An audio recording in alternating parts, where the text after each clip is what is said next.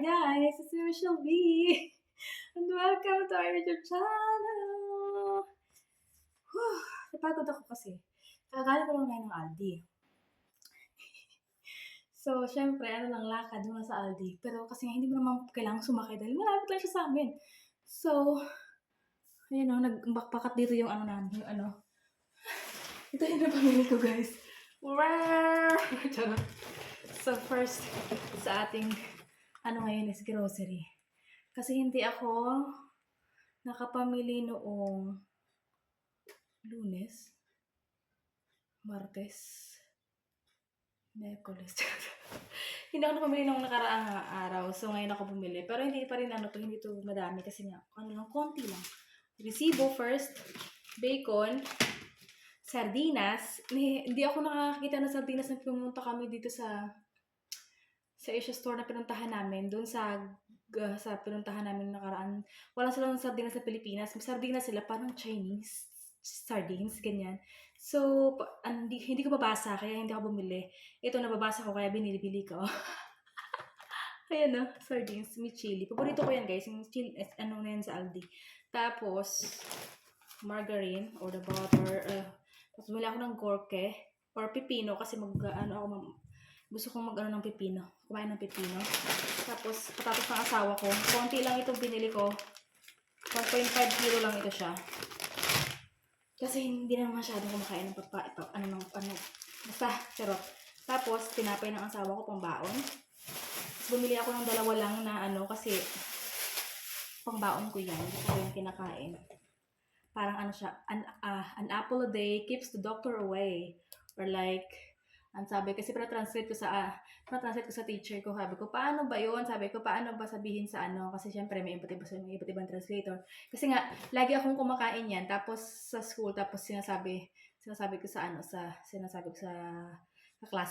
klase ko, tapos sabi ko, paano ba yan sa English, sa German, sa Deutsch,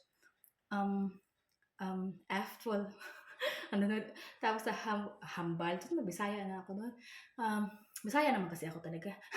sabi ng teacher namin, ein apple, kasi iba yung pronunciation ng apple at iba yung spelling nila. An apple am Tag. Ano yun? Parang gesund. Max gesund. Basta. Ganun, tapos, of course guys, no?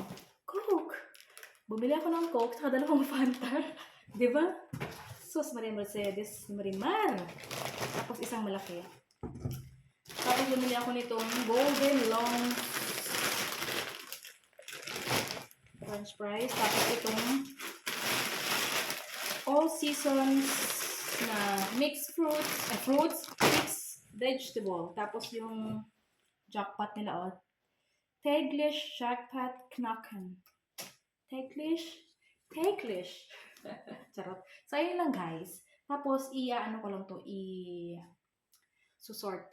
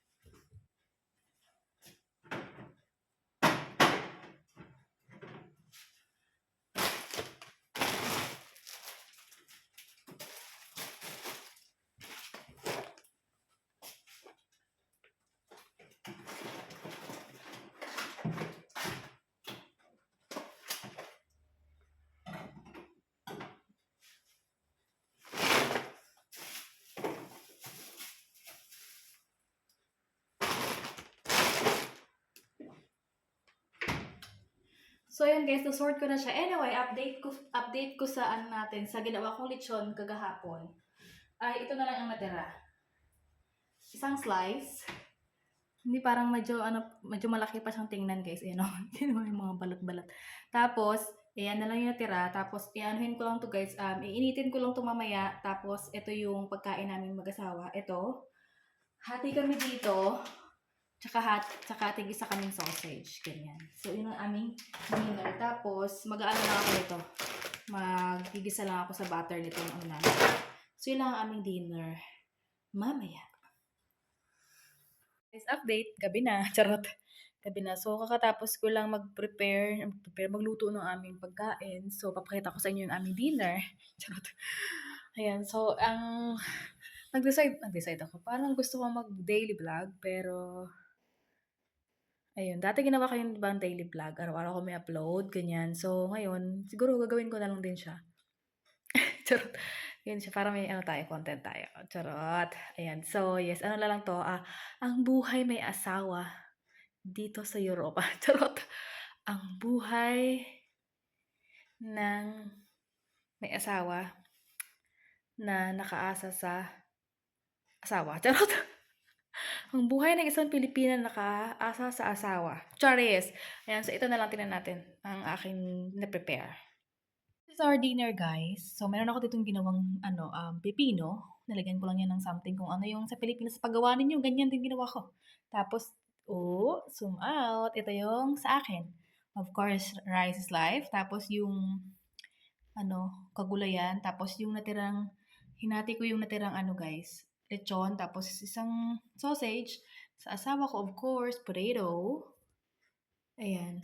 Pas lang naman kami, guys.